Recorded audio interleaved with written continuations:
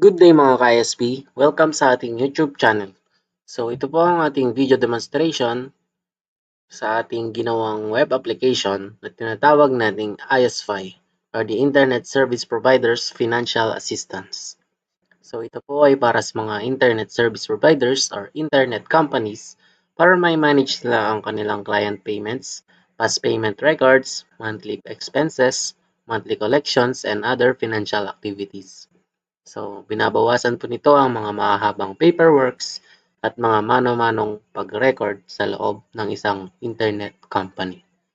So, nahati po ang ating system sa tatlong users. Meron po tayong admin, which is the full access, manager, which is the semi-admin, na hindi po pwedeng gumalaw sa mga settings, account managements, at logs. So, meron din po tayong collector na write access only. So, mag-record lang po siya ng payment sa mga naka-assign sa kanyang addresses. At pwede rin po siyang mag-view ng payment history. So, let's go to our system. Ito po yung ating login page. Kung makikita nyo po, meron po tayong logo dito. Pwede po natin yung palitan ng sarili nyong company logo upang mas kaaya-ayang tignan. So, let's log in using the admin credentials. So, ito po yung ginawa nating admin credentials. Login lang po tayo. Welcome admin. So, ito po yung dashboard ni admin. Kung makikita nyo po, meron na tayong mga addresses or barangay na nakapaloob sa ating system. So, ginawa ko na po ito upang mas mapadali ang ating pag-demo sa ating system. So, ang mga address po na aking ginawa ay kinuha ko po dito sa aming lugar. At lahat po ng mga clients na nakapaloob dito ay binuo ko lamang po upang mas mapadali ang ating pag-demo. So, punta po tayo ulit sa dashboard. Dito po makikita yung top 10 barangays by total bandwidth usage. So, importante po ito upang makita natin kung ano yung mga barangay na kailangan nating tutukan at kung ano yung mga barangay na nakakapag-contribute ng malaking collection sa ating kumpanya. Sapagkat sila rin po yung nakakapag-consume ng malaking bandwidth. So, kuan lang po yan, give and take. So, makikita po natin dito. Kung ipo-point po natin yung ating mouse, makikita natin yung total bandwidth na nako-consume ng isang address or isang barangay. So, lahat na po ng clients sa barangay na to ay nagko-consume ng 110 Mbps. So, ganun po siya gumagana. Ganun din po sa top 2, top 3, 4, hanggang sa last. So, kahit po ilang Mbps ang ilagay nyo dito ay mag-a-adjust po ang ating graph kung ilan po yung nilagay nyong bandwidth.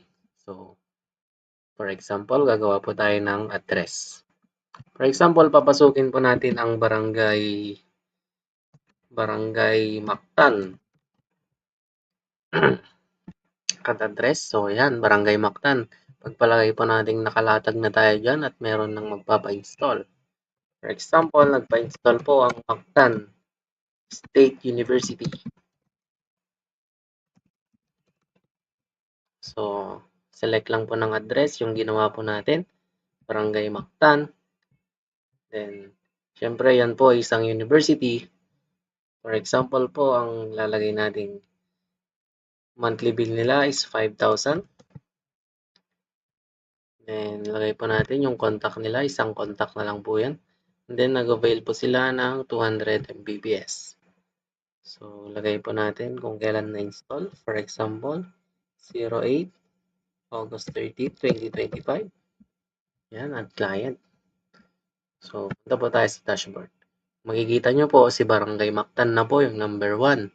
Sapagkat kahit isang client lang po yan, kung malaki naman po ang bandwidth, ay magna-number 1 po yan sa ating chart. So, punta po tayo sa baba, which is the payment management.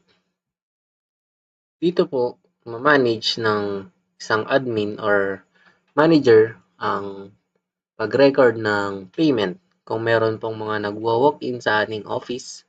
For example, sa Barangay District 1, may nag-walk-in na clients. Pagpalagay na lang po natin na lahat ng clients nakapila sa ating office upang magbayad. So, for example, lahat po sila nagbayad for the month of January. Check lang po natin yan.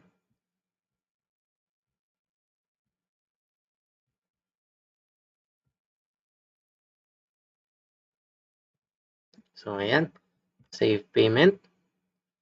Then, pag natanggap nyo na po yung payment, punta po tayo sa view payments. Then, select po natin yung Barangay District 1. So, yan po. Makikita natin. Barangay District 1 for the year of 2025. And ito po yung month of January. Sa loob po nito, lahat po sila ay nagbayad na.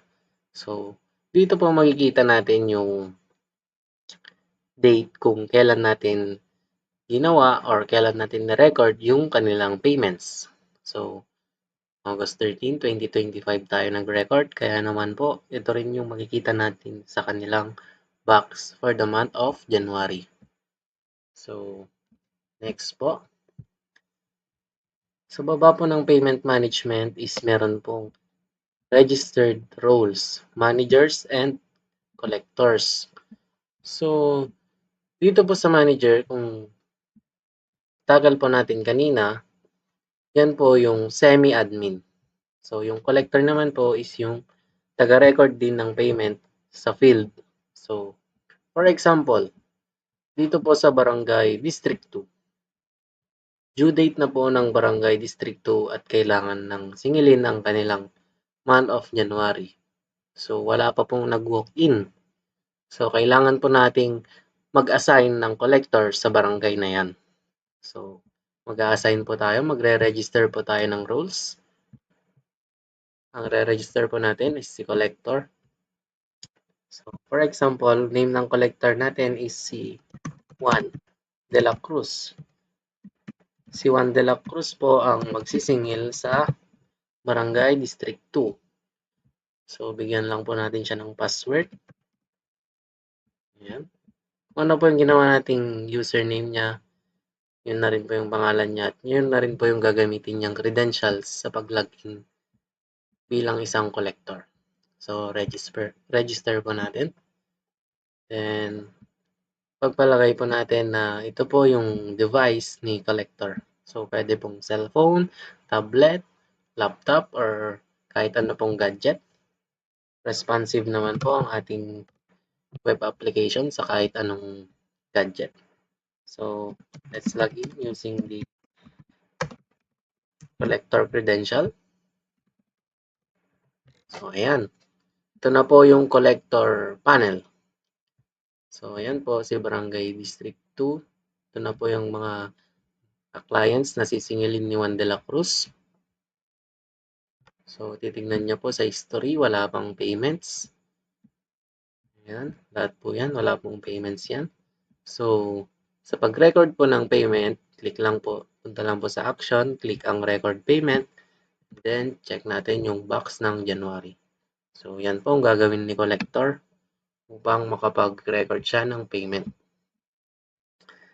So, next po. At po yan, sisingilin ni collector. Ayan.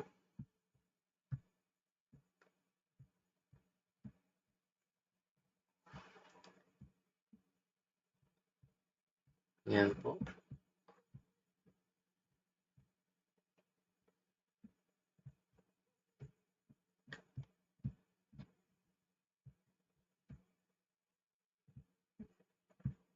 Lahat po yan is for the month of January.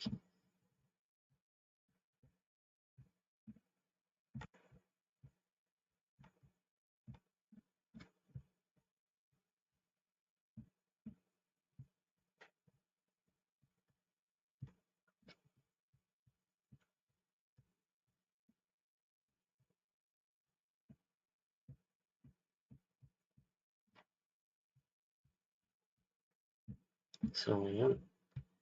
Once po na nakapag-submit ng payment si collector at na-mark as paid na po yung month na binayaran ni client, hindi na po pwedeng i-uncheck ni collector ang month na kanyang nasingil. So, dagdag na rin po yun sa mga security natin upang hindi po pwedeng madaya ang ating system. So, punta po tayo sa View Payments, Barangay District 2. Titignan po natin kung may nalampasan si collector, si Juan de la Cruz. So, ayan, nasingil niya naman po lahat. So, punta po tayo sa Generate Reports.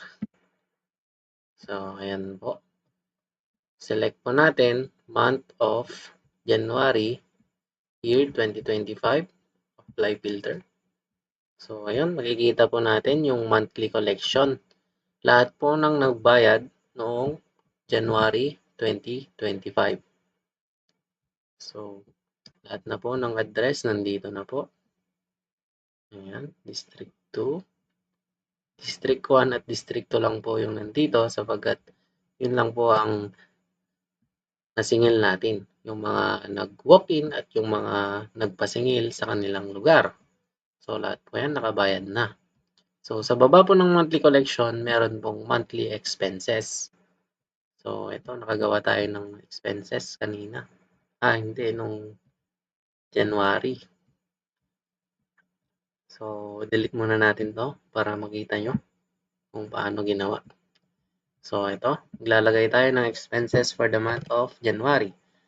Example, January 20, 2025. Example po is internet. Dito naman po sa description kung ano pong internet ng ating binayaran. For example, PLDT. Ilang pong PLDT? Isa lang or dalawa?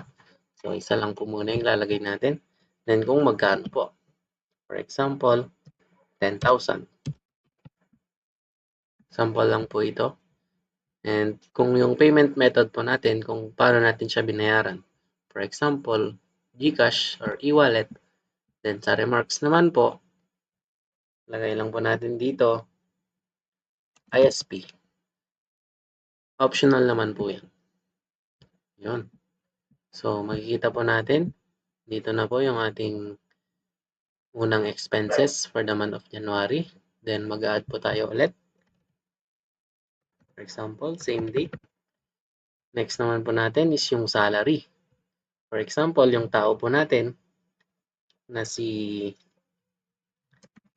Tanggol Montenegro, kung ilang araw po siya nagtrabaho, for example, 30 days, kung magkano ang kanyang sahod, for example, 500. Kung payment method po natin kay Tanggol, cash. Then, sa remarks po, pwede nating ilagay kung ano yung trabaho niya sa atin. For example, lineman. Yan, add lang po natin. So, ayun. Sa total po dito, lahat ng expenses na ating nilalagay.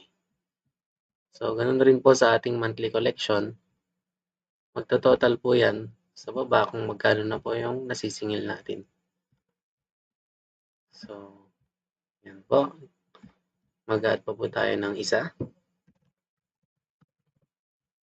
Dito naman po, utilities. Pwede pong electric bill. Yan. Isang account. Then kung magkano po yung ating electric bill. For example, 8,000. And example, nag-check po tayo. And then, lagay po natin kung saan tayo nagbayad. For example, sa Iselco. Add lang po natin. Ayan. Sa baba naman po ng monthly expenses, makikita po natin yung mga unpaid clients. So, ito po lahat ng unpaid clients noong January 2025. So, dito po lahat ng hindi nagbayad. So, pwede po natin yung i-summary bilang isang papel. Download lang po natin yan bilang PDF. So, ayan. Pwede natin i-print pang maging report po ito sa ating company.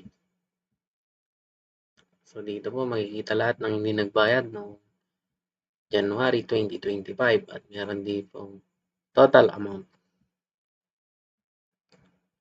So, sa baba po ng unpaid clients, makikita po natin yung monthly income summary for the month of January 2025. So, ito po yung ating income calculation. Total collection for paid clients only. So, ito lang po yung mga nagbayad, 21,000. So, check po natin sa taas kung accurate. So, ayun, 21,000. Total monthly expenses is 33,000. Tingnan po natin sa monthly expenses kung accurate. Ayun, 33,000. Then sa net income for paid clients only, negative po tayo. So, 21 less 33, negative 12,000 po tayo.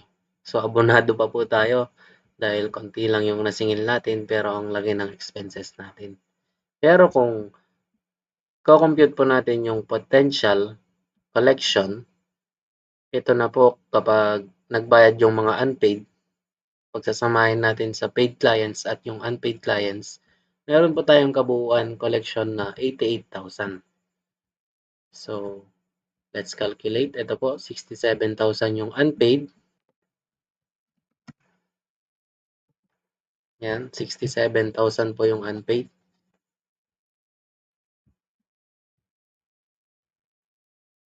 Plus, yung paid clients po is 21,000. Equals 88,000. So, check po natin. Ayun, meron po tayong total potential collection na 88,000. So, pag i-less po natin yung expenses natin na 33,000. So, ayun, meron po tayong net income na 55,000. Yan po kung lahat ay nakapagbayad. So, ito po yung tinatawag nating accurate data. So, dito naman po sa baba ay makikita natin ang manager logs. So, lahat po ng ginagawa natin dito sa ating system or sa ating web application ay nare-record din po yan. So, for example, kanina nag-add po tayo ng expenses. So, napupunta po yan dito sa action details. So, hindi po tayo pwedeng magsinungaling dito sa ating system kung ano yung ating mga ginagawa. Ano yung ating mga nire-record at kung ano yung ating mga tinatanggal. So,